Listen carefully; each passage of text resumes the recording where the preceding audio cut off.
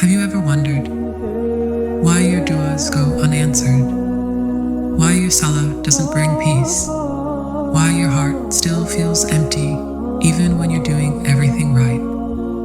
Maybe Allah hasn't accepted it yet. But why? Today, let's uncover the powerful conditions that must be fulfilled before Allah accepts anything from you. Indeed, Allah only accepts from the righteous. Surah Al-Ma'idah at 527. Allah does not look at your deeds first. He looks at your heart behind the deed. You can pray, fast, give charity. But if the intention is for likes, attention, or habit, not for Allah, it's just an action, not worship.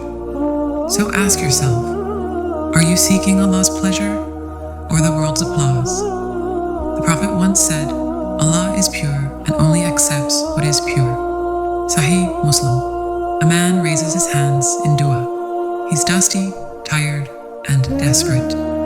But the Prophet said, his food is haram, his drink is haram, his clothes are haram. How can Allah answer him? You cannot feed your body with haram and expect your soul to feel halal peace. Make sure your income, your speech, your transactions are free from lies, cheating, riba, and fraud. You can't pour clean water into a filthy cup. Likewise, you can't fill your life with barakah unless you clean your heart first. Before you ask Allah for more, ask Him to forgive what's already there. The Prophet said, whoever constantly seeks forgiveness, Allah will make for him a way out of every difficulty. Ibn Majah.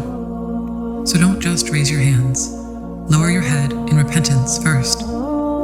Acceptance is not guaranteed, it's earned. Ibn al-Qayyim said, a small act done with ikhlas is better than a mountain of deeds done to impress. Even a tear in sujud, a secret sadaqah no one knows, a late night dua whispered in the dark, can weigh more than all the flashy deeds on social media. Ask Allah not just to record your deeds, but to accept them. So before you chase quantity, focus on quality. Before you raise your hands, purify your income.